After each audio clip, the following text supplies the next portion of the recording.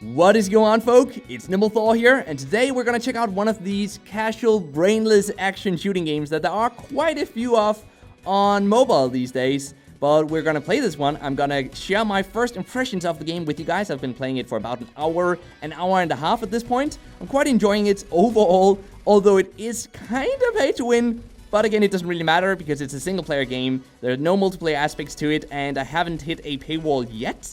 So, assuming we don't do that later on, I think I could actually recommend you guys to check out this game for yourselves as well. If you do want to check it out, I've left the download links down in the description box down below. But first of all, though, allow me to just explain a bit about this game. So overall, we don't move around. We simply move the left side joystick, with which we look around this seemingly rather small planet. You guys can kind of see the curve of the planet, which makes me think we're either giants, really big giants, or we're on a pretty small planet. And then on the right side, we simply have a shooting button. That's it. We don't move around. We don't do anything else. We just look at the enemies and we shoot them with a range of different weapons. So we have the weapon you've seen already. We have a shock weapon because you just know you need a shock weapon, right? You gotta have a shock weapon. If you guys don't have a shock weapon, I'm sorry, guys. You're just not on my level yet. I got this shock weapon here actually for free, randomly, at least I think. So it would be kind of interesting to see if that has been planned by the developers, so that it just seemed random for me, but all of you guys actually will receive the same item. I kind of have an idea that we all might receive this one, but we can do a small experiment with that if you guys let me know whether or not you got the same weapon from one of the early loot boxes you get in this game. But we won this match here. We're level 4, as you guys can see. We only got one of the objectives, though, which was to clear the stage. So we didn't get the clear within 80 seconds, and we did not clear with 60% or more HP, sadly. But we can go on to the next one still, though. And that was just a quick ad right there that NimbleWife will have hopefully successfully edited out. So the game monetizes through ads, and it also monetizes through, let me just show you guys, if we go back here, it monetizes through sort of a VIP or a monthly or weekly subscription system, where you have these login bonuses for free, these up here, where we get a free item every single day. Nice, incentivizes us to get back. We like that, good stuff. But then we also have gold login bonuses, for which we can pay $5 per 10 days. $5 for 10 days? That's freaking expensive, guys. That means this game would cost $15 per month if you wanted to have those login bonuses all the time. That's horrible. That's a horrible way. Well, it's not a horrible way to monetize, sorry, if I'm being a bit too rude here on the game. But it's horribly expensive at the very least. But I guess if you guys want to support the game, that's a nice way of doing that. But I just don't really like it. We can also extend the clip size of our weapons here for $2. Again, it does make it a bit pay to win, but then again, it is a single-player game, so does it really matter? Does it really matter? I don't think so. As I said in the beginning, as long as we don't hit any sort of payment walls where we can't get further without having to pay or grind a lot, I have a feeling that the developers could choose to add something like that to this game later on, or maybe at the later stages, the new worlds that haven't been added yet. Maybe we'll see some of that. I hope not, but maybe we will. So, should you guys check out this game for yourselves? I'm not entirely sure. It's really just a brainless game. There's not much to it. We just complete these levels here, and yes, there are some boss battles every once in a while, and the levels do get more and more interesting. We have new enemies as well. We have lots of weapons to of course unlock. So there's some interesting stuff going on, but overall the monetization kind of discourages me, I gotta admit. Especially with the clip size increases for real life money, because it does kind of make a big difference for these weapons here. Something I do quite enjoy about this game, though, is that it's quite difficult. Not too difficult. I haven't felt a need to buy anything yet with real life money, and we shouldn't have to, by the way. I hope we don't. I hope we don't get that feeling later on. But it is decently difficult, and there have been some levels that I would have to play over again in order to get some of the other objectives for that level, some of the more difficult objectives. I do want to see if we can upgrade our plasma rifle, though. I mean, we can, but do we want to? I guess let's just do it. So we're gonna buy one more of them.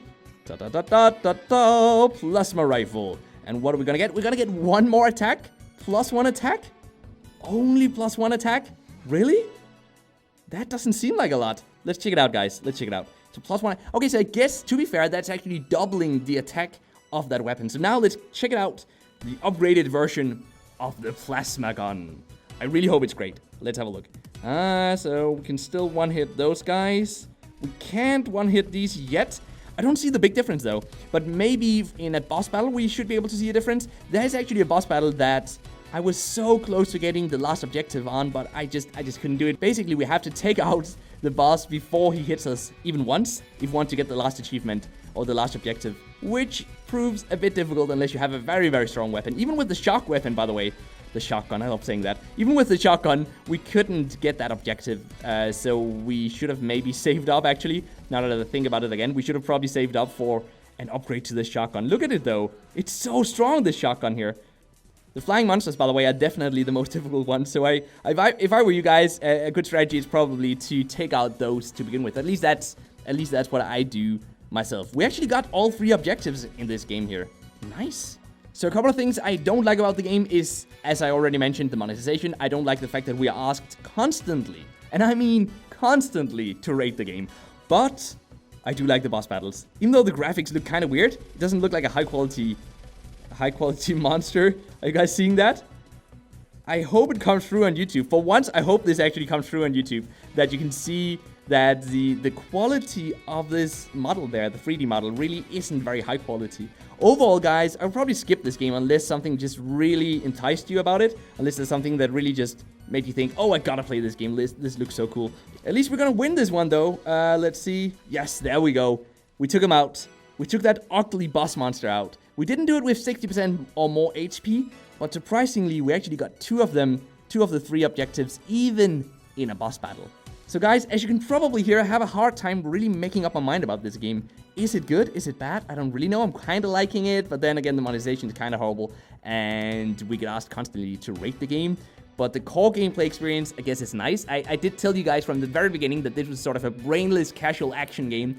Don't expect much from it, but if you don't expect a lot from it, I think you guys might actually have a lot of fun playing this game. So far, there are 2 worlds. In each world, we have normal, hard, and insane difficulties. And it looks like there's gonna be more later on, but we can't, for some reason, see this one, which makes me think it isn't available just yet. And then, as it says over here, coming soon, there will be more content coming to the game over time. But what do you guys think about this game? Do let me know down in the comment section down below. And now for the awesome mobile gaming fact of the day, which is that Crossy Roads has been downloaded over 200 million times now. Have you guys played it? Did you enjoy it? Do let me know down in the comment section down below. It's quite an impressive feat. There aren't that many games that has been downloaded 200 million, 500 million, 1 billion times. So 200 million is definitely a nice achievement for Crossy Roads. If you guys still play that game, do let me know down in the comments. I did play the game myself. I played it for a short while. For some reason, it never really caught my attention, or at least kept my attention. But it's a great game, I acknowledge that. And of course, it's great to see them hit such an awesome milestone. If you like this video, guys, be sure to leave a like. And until next time, just keep gaming, stay awesome, and I'll see you guys around.